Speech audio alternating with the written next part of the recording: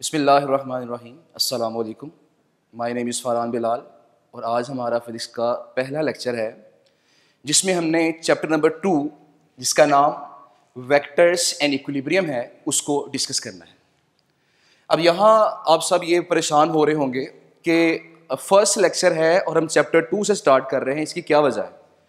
तो वजह सिर्फ और सिर्फ यही है कि वेक्टर्स और इक्विलिब्रियम दोनों नामों से बच्चे अच्छी तरह से फेमिलियर हैं, मैट्रिक में इसे पढ़ चुके हैं।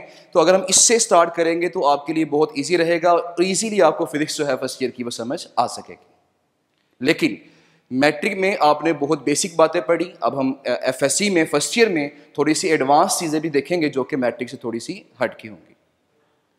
अब यहाँ पे इससे पहले कि हम प्रॉपर लेक्चर स्टार्ट करें, हम देखते हैं कि हमने आज के टॉपिक में कौन कौन से पॉइंट्स को डिस्कस करना है। तो सबसे पहले इंट्रोडक्शन हम देखेंगे। चूंकि हमारा पहला लेक्चर है तो हम देखना चाहेंगे कि फिजिक्स क्या है, फिजिक्स की डेफिनेशन क्या है और फिजिक्स में हम किन किन चीज़ों को स्टडी करते हैं।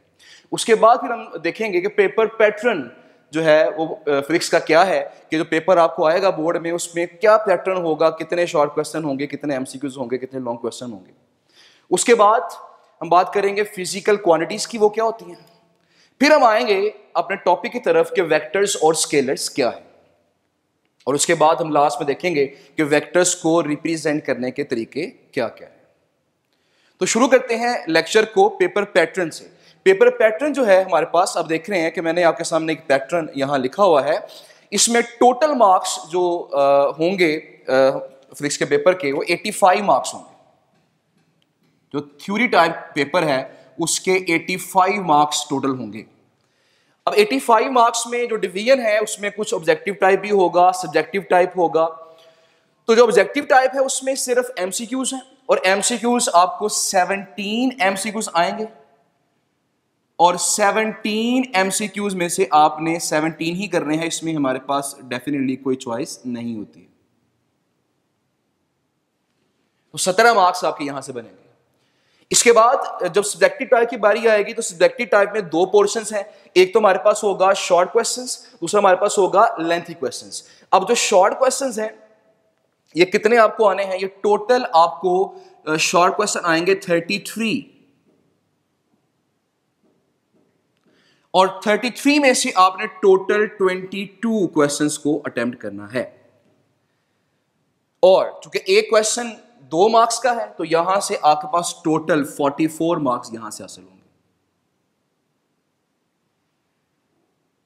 तो 17 मार्क्स आपको यहां से मिले,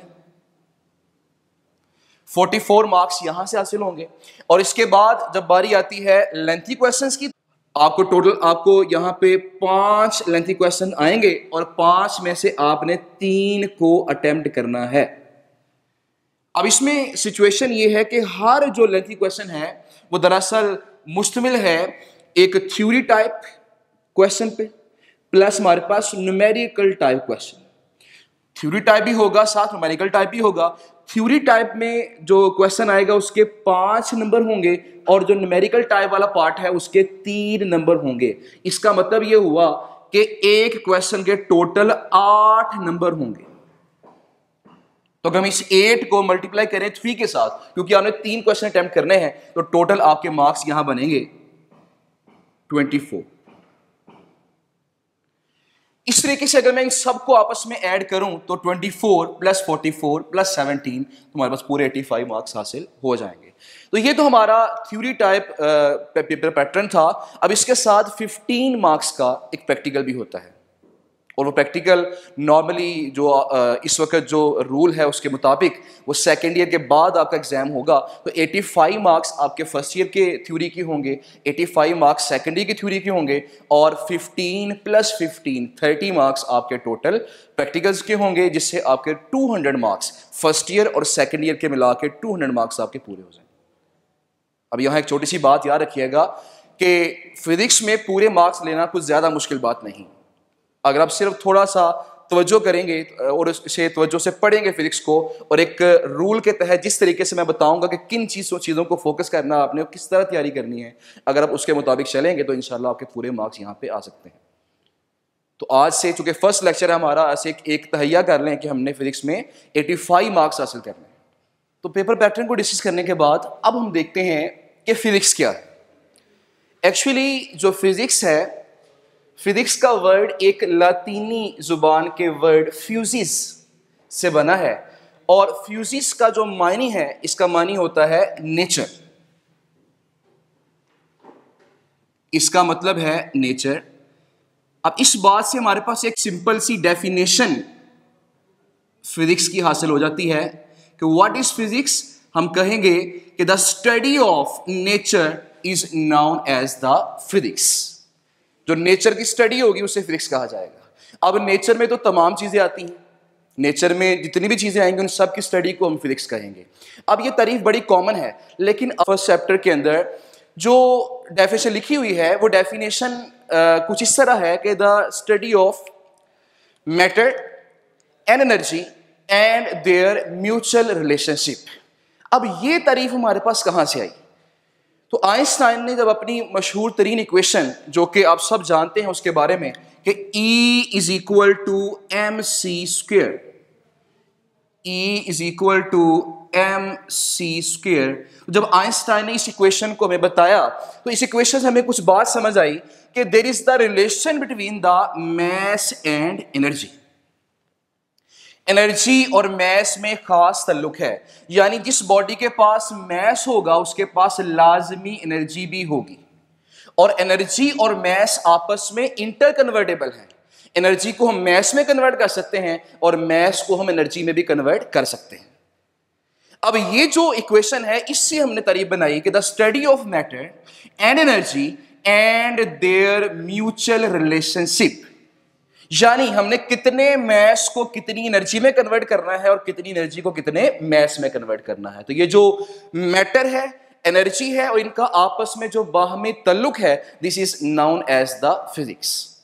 फिजिक्स की बहुत सारी ब्रांचें हैं, बहुत सारे टॉपिक्स हम यहाँ स्टडी करते हैं। ये सारी बातें इंशाल्लाह हम चैप्टर नंबर 1 में जाकर डिस्कस करेंगे कि ये क्या बातें होंगी। आज हमारा जो टॉपिक है वो वेक्टर्स एंड इक्विलिब्रियम है, लेकिन उससे पहले एक छोटी सी बात मैं बताना चाहूंगा आपको कि फिजिक्स के बारे में अक्सर कहा जाता है कि physics is the heart of science, और कुछ बुक्स में ये लिखा होता है कि physics is the most fundamental of all sciences, कि सबसे बुनियादी साइंस है, इसके बगैर कुछ और समझना पॉसिबल नहीं है। हमने ऐसी बात क्यों कह दी? क्योंकि मैं अक्सर क्लास में बात बच्चों से कहता हूं कि फिजिक्स एवरीवेयर, यानी फिजिक्स इज एवरीथिंग, हर चीज में फिजिक्स है। ये बात मैंने, इतनी बड़ी बात मैंने कैसे कह दी आपके सामने? तो अगर आप अपने तौर पर देखें और अपने इर्द गिर्द अगर नजर दौड़ाएं तो आप समझेंगे कि हर जगह फिजिक्स सप्लाई हो रही है। जैसे कि जब हम सुबह सुबह उठते हैं तो उसमें अजान की आवाज हमारे कानों में आती है, तो आवाज का पैदा होना और ट्रेवल करके हमारे कानों तक पहुंचना वो किसके असूलों के तहत है? वो फिजिक्स के असूलों के तहत है। इसी तरह जब हम नलका खोलते हैं तो वहां टॉर्क प्रोड्यूस होता है, वो जो टॉर्क है वो किसके असूलों के तहत प्रोड्यूस हो रहा है? हम कहेंगे फिजिक्स के असूल है। इसके अलावा कमरे में आप देखें तो यहां अगर फैन चल रहा है तो पंखा किसके असूलों के तहत बना है? तो वो फिजिक्स है। एसी में फिजिक्स है, बल्ब में फिजिक्स है, आप वॉक करते हैं, चलते हैं, मोशन होती है, यहां फिजिक्स है। इसका मतलब ये हुआ कि हर जगह फिजिक्स है। इसीलिए साइंस को समझने के लिए फिजिक्स को समझना बहुत जरूरी है। तो आज हम फिजिक्स को समझने का आगाज करेंगे। हम ना सिर्फ फिजिक्स को याद करेंगे बल्कि उसको सीखेंगे, उसके कॉन्सेप्ट्स को सीख के उसे अप्लाई करेंगे। और अगर आप ऐसा करने में कामयाब होगे तो डेफिनेटली इंशाल्लाह आप फिजिक्स को एंजॉय भी करेंगे। तो शुरू करते हैं आज का लेक्चर। और आज के लेक्चर में जो टॉपिक हमारे पास है उसका नाम है वेक्टर्स एंड इक्विलिब्रियम। तो शुरू करते हैं चैप्टर नंबर 2 जिसका नाम वेक्टर्स और इक्विलिब्रियम है। इन दोनों नामों से आप फेमिलियर हैं कि वेक्टर्स क्या है, इक्विलिब्रियम क्या है। अब इस चैप्टर में दोनों पॉइंट्स का जिक्र इसीलिए किया गया है कि दोनों का आपस में एक गहरा ताल्लुक भी है। तो इस चैप्टर में हम पढ़ेंगे कि वेक्टर्स क्या होते हैं, इक्विलिब्रियम क्या है, और इक्विलिब्रियम की जो प्रॉब्लम्स हैं उसके अंदर वेक्टर्स का किस तरह हम इस्तेमाल करेंगे। और यहाँ पे जो वेक्टर्स हैं इनको समझने के लिए हमें पहले देखना पड़ेगा कि जो क्वांटिटीज हैं वो क्या होती हैं। अब जो क्वांटिटीज हैं, क्वांटिटीज दरअसल दो तरह की हैं। हम बात करेंगे फिजिकल क्वांटिटीज की और फिर बात करेंगे हम यहां पे नॉन फिजिकल क्वांटिटीज की। तो दोनों में बड़ा सिंपल डिफरेंस है कि ऐसी क्वांटिटीज, ऐसी मिकदारें जो कि मेजरेबल होंगी, ऐसी क्वांटिटीज जो कि मेजरेबल होंगी,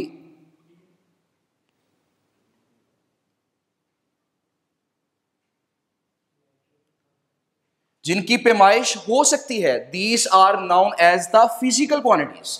और ऐसी क्वांटिटीज जो कि नॉन मेजरेबल होंगी,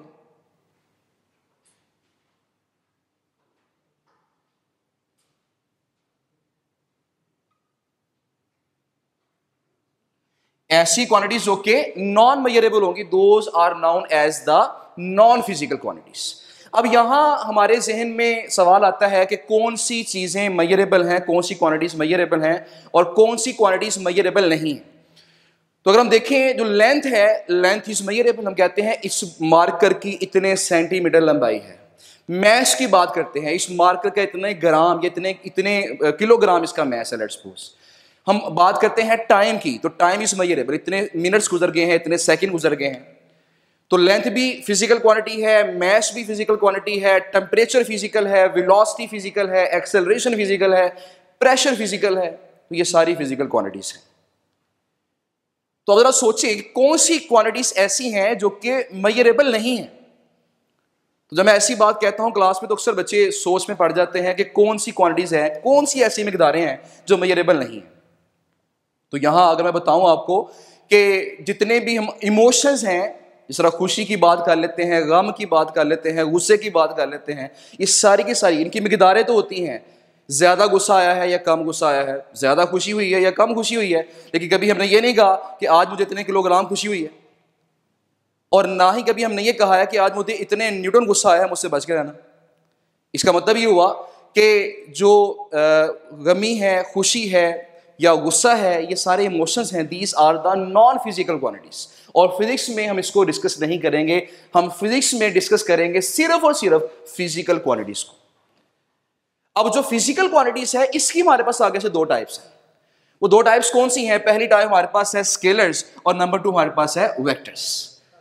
तो हम डिफरेंस देखते हैं कि यहां पे स्केलर्स में और वेक्टर्स में क्या डिफरेंस है। तो बात हम करेंगे कि ऐसी क्वांटिटीज जिनको मुकम्मल तौर पर बयान करने के लिए सिर्फ और सिर्फ मैग्नीट्यूड चाहिए होता है। अगर मैं इस बात को इंग्लिश में कहूं तो कैसे कहूंगा कि the quantities which require only magnitude for their complete description are known as the scalars. लेकिन ऐसी क्वांटिटीज जिनको मुकम्मल तौर पर बताने के लिए, समझाने के लिए, बयान करने के लिए मैग्नीट्यूड के साथ साथ डायरेक्शन भी चाहिए हो, those are known as the vectors. अब यहां सवाल फिर हमारे ज़हन में आ गया कि व्हाट इज मैग्नीट्यूड, मैग्नीट्यूड क्या है। तो मैग्नीट्यूड का जो लफ्जी मानी है वो होता है मिकदार। मैंने जिक्र किया आपके सामने कि स्केलर्स को डिस्क्राइब करने के लिए हमें सिर्फ और सिर्फ मैग्नीट्यूड चाहिए।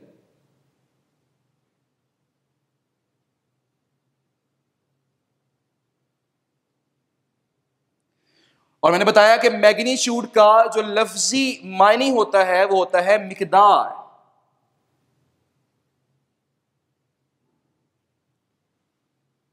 अब किसी भी चीज की मिकदार को हम कैसे बताएंगे?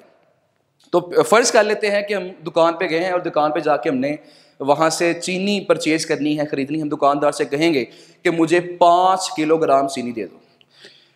तो ये जो मैंने 5 किलोग्राम बोला है, एक्चुअली मैंने ये उसकी मिकदार बताई है कि मुझे इतनी मिकदार में चीनी चाहिए।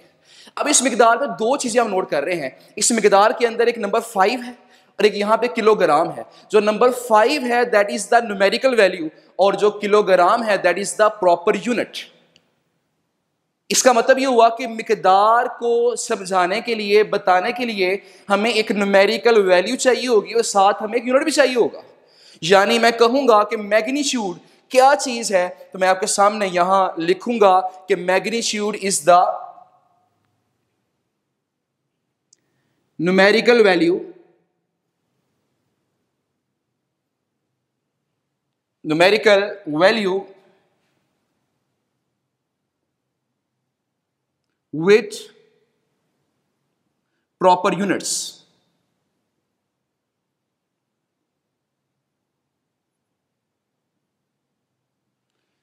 तो मैं समझ आ गई कि मैग्नीट्यूड क्या चीज है। हमने कहा न्यूमेरिकल वैल्यू होगी और उसके साथ कोई प्रॉपर यूनिट भी होगा। इसी तरह मैंने आपसे पूछा कि कितने मिनट्स गुजर गए हैं इस लेक्चर को, तो आप कहेंगे कि 5 मिनट लेट्स सपोज गुजर गए हैं। अब इसमें जो 5 है that is the numerical value, और जो मिनट्स मैंने कहा साथ that is the proper unit. तो 5 मिनट्स ये बन गया हमारे पास मैग्नीट्यूड। अब ऐसी मिकदारें जिनको मुकम्मल बयान करने के लिए सिर्फ मैग्नीट्यूड चाहिए, those are known as scalars. अब मुझे बताएं कि क्या कभी आपने दुकान पे जाके किसी को ये कहा है कि मुझे 5 किलोग्राम चीनी दे दें जिसकी डायरेक्शन मशरिक की तरफ हो? अगर आप ऐसी बात कहेंगे तो डेफिनेटली वो तो मजाक उड़ाएंगे आपका। इसका मतलब ये हुआ कि मैथ्स को बताने के लिए डायरेक्शन जरूरी नहीं है। That is why maths is the scalar quantity. इसी तरह टाइम भी स्केलर है, इसी तरह लेंथ भी स्केलर है, इसी तरह टेम्परेचर भी स्केलर है, इसी तरह प्रेशर भी स्केलर है। तो जिन मिकदारों को बताने के लिए डायरेक्शन नहीं चाहिए वो स्केलर मिकदारें हैं, और जिनको बताने के लिए डायरेक्शन चाहिए होगी those are known as the vectors. अब यहां पे एक छोटी सी बात अपनी इंफॉर्मेशन के लिए याद रखिएगा कि आप सब ने 9th क्लास में पढ़ा होगा जो बेस क्वांटिटीज का टेबल है। उस टेबल में 7 बेस क्वांटिटीज हैं, हम पढ़ेंगे इंशाल्लाह उसे चैप्टर 1 के अंदर।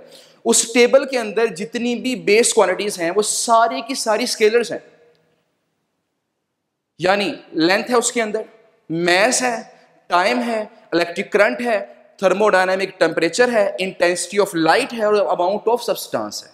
तो ये सातों की सातों जो मिकदारें हैं ये स्केलर है। इनमें से किसी को बताने के लिए हमें डायरेक्शन की जरूरत नहीं पड़ेगी।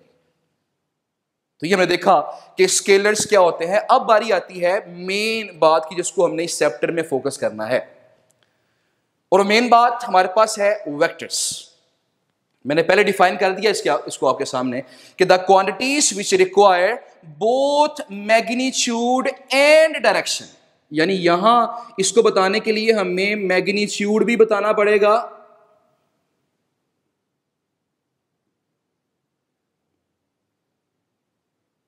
प्लस हमें यहां पे डायरेक्शन भी बतानी पड़ेगी।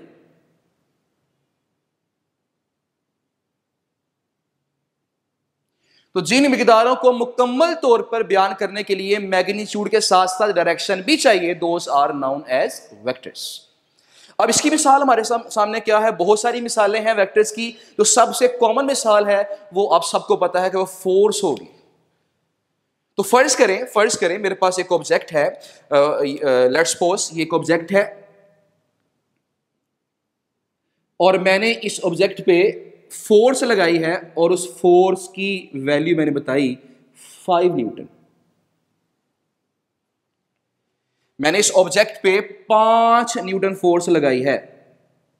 अगर मैं सिर्फ आपसे ये कह दूं कि मैंने इस पे 5 न्यूटन फोर्स लगाई है तो कभी भी ये बात मुकम्मल तौर पर वाज़िया नहीं होगी, क्योंकि हमें फोर्स को बताना पड़ेगा कि मैंने इस बॉडी पे जो फोर्स लगाई है वो कहां लगाई है, राइटवर्ड लगाई है, लेफ्टवर्ड लगाई है, अपवर्ड लगाई है या डाउनवर्ड लगाई है। तो यहां हमें डायरेक्शन बतानी पड़ेगी।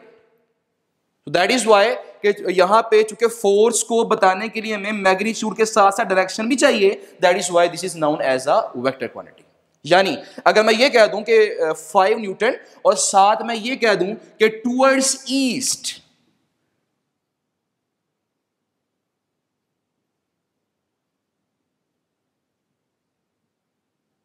Five Newton force towards east. अब ये जो बात मैंने की है इसमें 5 Newton is the magnitude and towards east is the direction. तो मैग्नीट्यूड प्लस डायरेक्शन दोनों मिले तो बन गया हमारे पास ये वेक्टर। तो यहां हमें समझ आ गई कि वेक्टर क्वांटिटीज वो होती हैं जिनको बताने के लिए मैग्नीट्यूड के साथ साथ डायरेक्शन भी चाहिए होती है। अब यहाँ इसके अलावा इसकी मिसालें और क्या होंगी? वेलोसिटी एक वेक्टर क्वांटिटी है, वेट वजन भी एक फोर्स होती है तो वजन भी वेक्टर क्वांटिटी है, टेंशन भी एक फोर्स है वो भी वेक्टर क्वांटिटी है, इसी तरह एक्सेलरेशन वेक्टर है। इस तरह हम अगर बात करते हैं कि मोमेंटम एक वेक्टर क्वांटिटी है, एंगुलर मोमेंटम आगे पढ़ेंगे वो भी एक वेक्टर क्वांटिटी है। तो बहुत सारी मिकदारें हम इंशाल्लाह डिस्कस करेंगे आगे चैप्टर्स के अंदर कि जो वेक्टर क्वांटिटीज़ होंगी, और बहुत सारी मिकदारें हम ऐसी भी डिस्कस करेंगे जो कि स्केलर्स होंगी। तो अभी हमने देखा कि वेक्टर्स और स्केलर्स में क्या बेसिक डिफरेंस है। अब हम आगे चलेंगे और बात करेंगे यहाँ पे कि वेक्टर्स को हमने रिप्रेजेंट कैसे करना है, वेक्टर्स को लिखने के तरीके क्या हैं। तो जब बात आती है वेक्टर्स को रिप्रेजेंट करने की, रिप्रेजेंटेशन ऑफ वेक्टर्स की, तो हमारे पास दो बातें होंगी। या तो हम बात करेंगे उसकी सिंबॉलिक रिप्रेजेंटेशन की, या फिर हम बात करेंगे उसकी ग्राफिकल रिप्रेजेंटेशन की। अब दोनों में फर्क क्या है? सिंबॉलिक रिप्रेजेंटेशन का मतलब यह है कि वेक्टर की अलामत क्या होगी। सिंबल मींस अलामत, उसकी अलामत क्या होगी, उसे हम जाहिर कैसे करेंगे। और ग्राफिकल रिप्रेजेंटेशन का मतलब होगा कि वेक्टर को हमने ड्रॉ कैसे करना है। अब पहले हम देख लेते हैं कि वेक्टर्स की अलामत क्या क्या हो सकती हैं। अब यहां पे बुक में एक्चुअली वेक्टर्स को लिखने के, उसकी अलामत के तौर पर उसे जाहिर करने के 3 तरीके बताए गए हैं, लेकिन हम यहां पे आज 7 तरीके देखेंगे। वो 7 मेथड्स कौन से हैं जरा देखिएगा।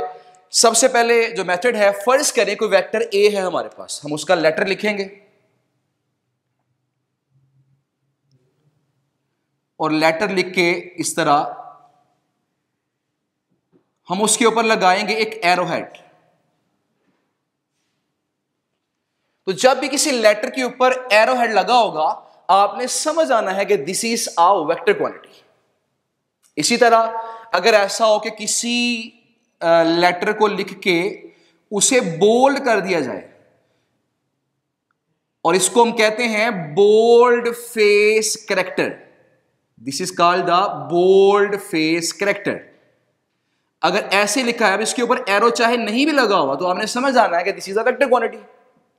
तो 2 तरीके में देख लिए कि या तो लेटर लिखेंगे उसके ऊपर एरो लगाएंगे, या फिर उस लेटर को बोल्ड कर देंगे। अब यहां पे बुक में उसने स्पेसिफाई किया है कि ये जो मेथड है ये सिर्फ हैंड राइटिंग के लिए है। इसको हम आमतौर पर हैंड राइटिंग के लिए इस्तेमाल करते हैं। नहीं, जब आपने हाथ से लिखना है, टेस्ट में लिखना है, या नोट्स बनाते हुए लिखना है, या मैंने व्हाइट बोर्ड पे लिखना अगर, तो नॉर्मली मैं इस अलामत का इस्तेमाल करूंगा। लेकिन जब किसी प्रिंटिंग की बारी आएगी, बुक्स के अंदर हम बात कर लेंगे, बुक में जब शो किया होगा तो आमतौर पर वेक्टर को बोल्ड फेस कैरेक्टर से शो किया जाता है। तो ये बात याद रखिएगा कि फर्स्ट ईयर में भी और सेकंड ईयर में भी जहां भी आपको कोई भी इस तरह का सिंबल बोल्ड दिखाई देगा, आपने समझ आना है कि वो वेक्टर है।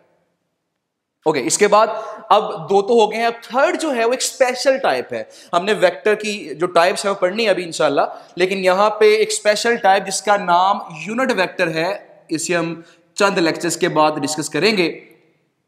इस वेक्टर को जाहिर करने का तरीका यह है कि आप इसका सिंबल यहां पे लिखेंगे, ए लिखा मैंने, और यहां इसके ऊपर एक हैट लगाएंगे, इसे बोलेंगे A hat. Now this shows the a special vector which is known as the unit vector.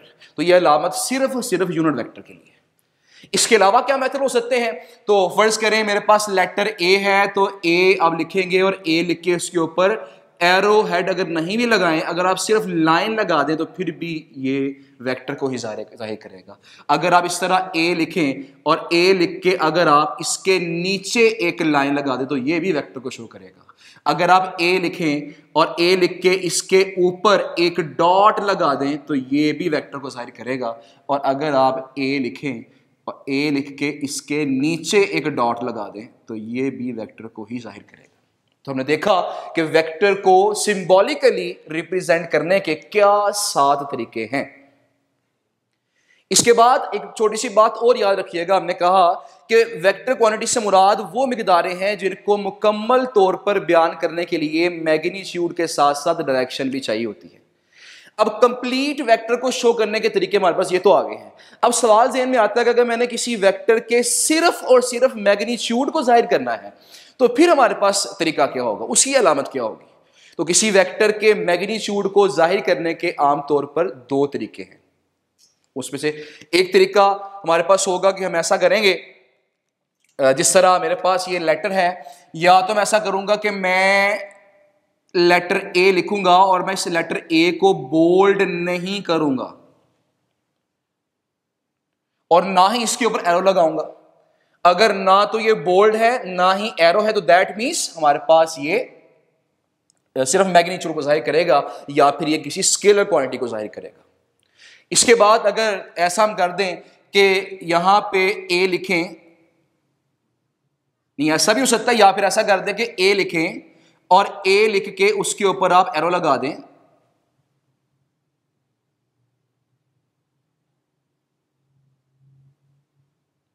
और एरो लगाने के बाद अब यहां पे इसके राइट और लेफ्ट पे 2 बार्स लगा दें। तो अगर आपने ऐसा कर दिया है तो this symbol also shows the magnitude of a vector quantity. तो मैं समझ आ गई कि वेक्टर के मैग्नीट्यूड को जाहिर करने के 2 तरीके हैं, दोनों मैंने बताए आपको। छोटी सी मिसाल ले लेते हैं ताकि जरा बात क्लियर हो जाए। जिस तरह मैंने आपसे पहले कहा कि हमने एक फोर्स लगाई थी कि 10 न्यूटन फोर्स टूवर्ड्स ईस्ट। तो अगर मैं आपके सामने लिखता हूं यहां पे इसे इस तरह कि 10 न्यूटन फोर्स हमारे पास है 10 न्यूटन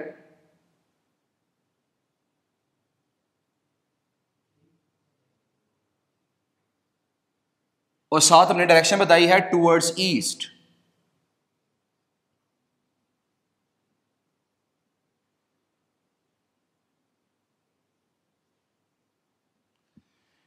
तो अगर मैं कहता हूं 10 न्यूटन फोर्स टूवर्ड्स ईस्ट, तो यहां मैग्नीट्यूड भी है, यहां डायरेक्शन भी, यानी ये एक मुकम्मल वेक्टर है।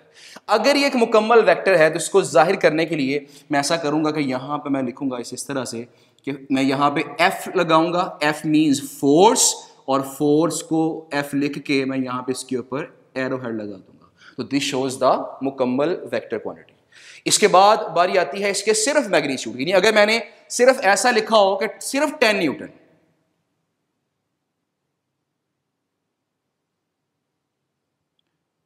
और यहां मैंने टूवर्ड्स ईस्ट नहीं लिखा, यानी मैं सिर्फ इस वेक्टर के मैग्नीट्यूड को बताना चाह रहा हूं, तो अब मैं क्या करूंगा, अब मैं इस F को यहां लिखूंगा हैंड राइटिंग में, इसके ऊपर एरो लगाऊंगा और यहां पे साथ 2 बार्स भी साथ अटैच करूंगा।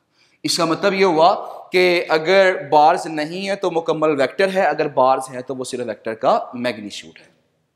तो ये हमने देखा कि वेक्टर को हम किस तरह सिंबॉलिकली रिप्रेजेंट करेंगे, उसके मैग्नीट्यूड को हम किस तरह सिंबॉलिकली रिप्रेजेंट करेंगे। अब बात करते हैं जो कि बहुत इंपॉर्टेंट बात है, ग्राफिकल रिप्रेजेंटेशन की। अब ग्राफिकल रिप्रेजेंटेशन में मतलब यह है कि हमने वेक्टर को ड्रॉ कैसे करना है। तो मिसाल फिर वही ले लेते हैं, मिसाल हमारे पास वही है। फर्ज करें आपसे कहा गया है कि इसी फोर्स को 10 न्यूटन फोर्स टूवर्ड्स ईस्ट, इसको ड्रॉ करें। अब ड्रॉ कैसे करेंगे? ड्रॉ करने के लिए पहले तो हमें यह पता होना चाहिए कि ईस्ट किधर होता है, वेस्ट किधर होता है, नॉर्थ किधर होता है और साउथ किधर होता है।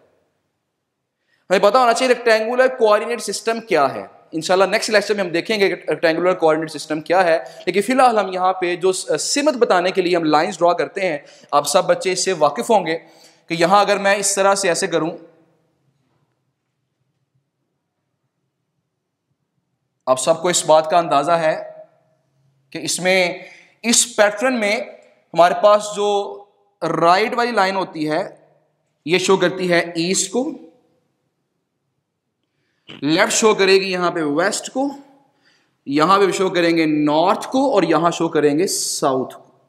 हमारे पास यहां पे east, west, north, south 4 direction हमारे पास यहां पे आ चुकी है। अब चूंकि ये जो फोर्स है वो 10 न्यूटन फोर्स टुवर्ड्स ईस्ट है, इसका मतलब ये होगा हमने वेक्टर को इस तरफ ड्रॉ करना है। तो ये बात याद रखिएगा कि वेक्टर्स को ग्राफिकली ड्रॉ करने के लिए हमें एक लाइन सेगमेंट ड्रॉ करना पड़ेगा और उस लाइन सेगमेंट पे एरो भी लगाना पड़ेगा। अब जो लाइन सेगमेंट की लंबाई होगी वो चूज किए गए स्केल के मुताबिक उस वेक्टर के मैग्नीट्यूड को जाहिर करेगी, जबकि जो लगा हुआ एरो होगा वो दरअसल उस वेक्टर की डायरेक्शन को जाहिर करेगा। अब जो मैंने ये बात कही है कि चूज किए गए स्केल के मुताबिक, इसका मतलब क्या है जरा इसको समझ लेते हैं। देखें, अगर ये 10 न्यूटन फोर्स है, इसको ड्रॉ करना तो पॉसिबल नहीं है क्योंकि हम जब ड्रॉ करेंगे वो तो लंबाई होगी। इसका मतलब ये हुआ कि हमें इस फोर्स को पहले इक्विवेलेंट करना पड़ेगा, मुसावी करना पड़ेगा लेंथ के, कंपेयर करना पड़ेगा उसके साथ, लंबाई के साथ, फिर उस लंबाई को हम यहां पे ड्रॉ कर देंगे। अब कंपेयर करने का तरीका क्या है, जरा सब बच्चे देखिएगा इस बात को कि फर्ज करें मैं आपसे कहता हूं कि